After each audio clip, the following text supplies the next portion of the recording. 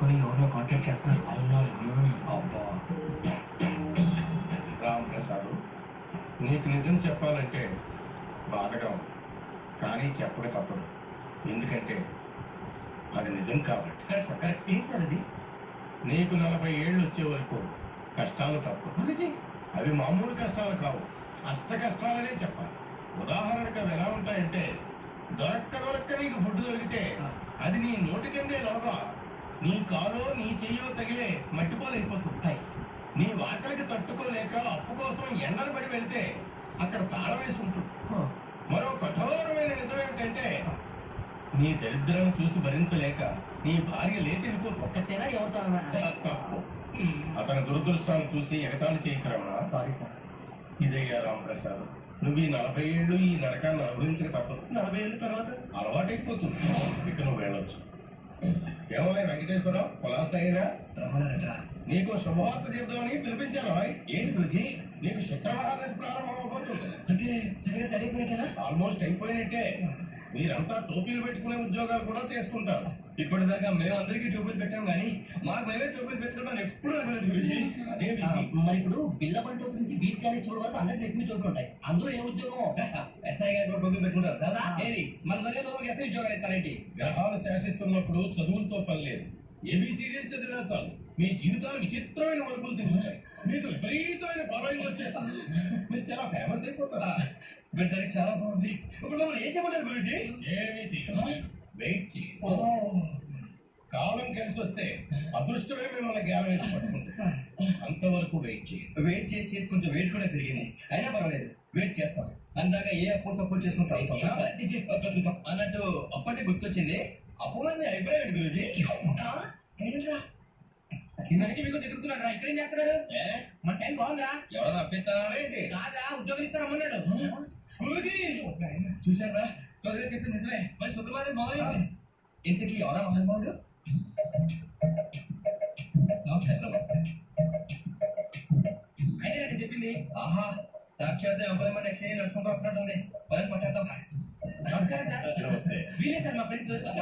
నమస్తే. నేను చెప్పానుగా భగవాన్ గారు. ఆహా, వేరే దేవుడు ఉన్నాడు లోపల కూడా పాజిటివ్ థింకింగ్ ఎక్కువ. ఎందుకే మీరు ఇండియానా చైనీసా? ఇండియా సార్, మా ఫేస్ చూస్తారు అనిపించలేదు. భలే కామెడీ పిల్లలు అన్నాడు. నేను అడిగేది ఇండియన్ రెస్టారెంటా చైనీస్ రెస్టారెంటా? నేనేది ఓపెన్ గా డిస్కస్ చేయదు కదా. పేరు చూసుకుంటూ డిస్కషన్ పెడతారు. వీకెండ్ హోటల్ అంటున్నాడు. బాబాయ్ ఫీల్ అవుతున్నాడు. అంతా మీ ఇష్టం. ఫస్ట్ చైనీస్ రెస్టారెంట్ కదా, నెక్స్ట్ అక్కడ డిసైడ్ చేద్దాం. చాలా ఇబ్బంది పడుతున్నట్టున్నారు. నువ్వు చేత్తో తినే బాబు. నేను జనరల్ గా చైనీస్ ప్రిఫర్ చేస్తాను. బ్యాట్ కంటే తక్కువ ఉంటది కదా. అదే కూడా మేము ఇదే ఫాలో అవుతాం. ఎందుకే మీకు స్టీల్ ప్లాంటా, షిప్ యార్డా, ఏషియాడా, జింక, బంక, హెచ్పిసిఎల్. ఇవన్నీ దేనికి సార్? దేనికేంటి? ఉద్యోగం చేయడానికి. మీకు ఎందులో కావాలో చెప్పండి.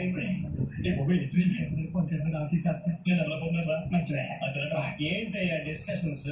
వారికి ఛాయిస్ ఉంటే అనుకోలేదు. మీరు సడన్ గా జింకు బంకు అంటే జింక్ అవ్వడం కొంచెం టైం పట్టింది. అదే అదే టోపీ పెట్టుకుని ఉద్యోగం.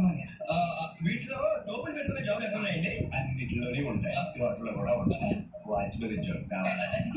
మీరు అనే జాబ్ లేదు సార్. నేను చెప్పేది టోపులు పెట్టుకునే ఉద్యోగం కాదు, టైం కట్టుకునే ఉద్యోగం. అది టైల్ కట్టుకోవడం మాత్రం వాళ్ళు కడతారులే. ఇంతకీ మీకు జిఎం కావాలన్నా, ఏజిఎం కావాలన్నా అట్లా తీసుకున్నట్టు జిఎం అడిగితే ఏమంటారు? ఏజిఎం అంటే కొంచెం పెద్దగా ఉంది. ఏజీ మెప్పించారు సార్. అనుకున్నాను మీరు అడుగుతారు. జిఎం అంటే జనరల్ మేనేజర్, ఏజిఎం అంటే అసిస్టెంట్ జనరల్ మేనేజర్. కూర్చోండి, మాకు జీఎంఏ కావాలి. సరిగా భగవాన్జీ, ఈ ఉద్యోగానికి టోపీలు పెట్టుకుని వెళ్ళొచ్చా? మీ ఇష్టం వచ్చినట్టు వెళ్ళొచ్చమ్మా. నాకు స్టీల్ ప్లాంట్ బంకులో కానీ కన్ఫ్యూజ్ చేయకండి. అందరికీ ఒక చోట ఇప్పించాను సార్. కలిసి పని చేస్తే సార్. జీతం ఏంటండి? 30,000 అంటే 40,000. వడ్డీ ఎంత? తప్పు కాదయ్యా, నీకు ఇచ్చే జీతం. అంటే తిరిగి ఒక్కలేదా? ఫ్రస్ట్రేషన్ లో ఉన్నట్టున్నాడు. అవునండి. నేను ఇచ్చిన వాడు తీసుకోవాలి. అంతేకాదు, ప్రతి నెల గ్రాట్యుటీ, పిఎఫ్, సిఎఫ్, నువ్వు చేస్తావా? భగవాన్జీ, మీరు ఇదంతా ఎందుకు చేస్తారు? ఊరికే మాత్రం కాదు, నేను మంచోడని చెప్పి నా కారు పెట్రోల్ లేకుండా కూడా నేను ఇచ్చుకోవాల్సినవి ఉంటాయి కదా. ఎలా చూడు, అందుకని ఉద్యోగానికి నా కారు తీసుకుంటాను. మాకు ఎక్కడ విషయం మీరు అపార్థం చేస్తారా? మాకంత పొజిషన్ లేదని బాబు. కొన్ని నలుగురు కలిసి ఉద్యోగం చేసుకోవచ్చా? మీ దరిద్రం నాకు అర్థమైంది. మీ నలుగురు కలిసి 1 లక్ష రూపాయలు ఇవ్వచ్చు. లక్ష అంటే 1 lakh. ఇవ్వండి. భగవాన్జీ మీతో నాకు కుదరదండి, మీరు తేడా మనుషుల్లో ఉన్నారు. చూడటం ఎలా కనపడతాం కానీ తేడా వర్షం కాదండి. ఇది ఎంతో లెక్క పెట్టండి. 5,000 తగ్గిందండి. ఆ విషయం నాకు ముందు చెప్పాలి కదా, ఇది తేడాతనం కదా. సర్దుబాటు కాక జరిగిన పొరపాటు మా దరిద్రం మీకు తెలియదు కాదు. మీ ప్రాబ్లమ్స్ నాకు అనవసరం అండి. ఇప్పటికే మీ మూలంగా 3 లక్షలు బొక్క తెలుసా. మీరు పేద చిరాక పెట్టకండి. రే అగోల్సివరా తొందరగా ఎవరా కోపం వస్తుంది. ప్లీజ్ భగవాన్ గారు మీ కోపం తగ్గిందా? కోపం కాదు వెంకటేశ్వర గారు, ఎందుకో భరించలేరు, అది నా బలహీనత. ఇవన్నీ వదిలేయండి. ఇంకొకసారి పొరపాటు జరగదు. మేము ఎప్పుడు చేయాలో చెప్పండి. కొత్త బట్టలు కొనుక్కోవాలి. మీరు ఆ పనిలో ఉండండి. పొద్దున్నే గుడికి వెళ్ళి 9:30 కల్లా మొన్న వచ్చారే ఆ ఆఫీస్కి వచ్చేయండి. మీ అపాయింట్మెంట్ ఆర్డర్ రెడీగా ఉంటాం. ఏంటది? మీరు వచ్చిన తలుపులు తీయండి. మీ కంగారు నేను అర్థం చేసుకోగలను. ఇంతకాలం పని లేక స్తంభించిపోయిన మీ జీవితాలు ఇక నుంచి వేగం ఉండి ఉంటాయి.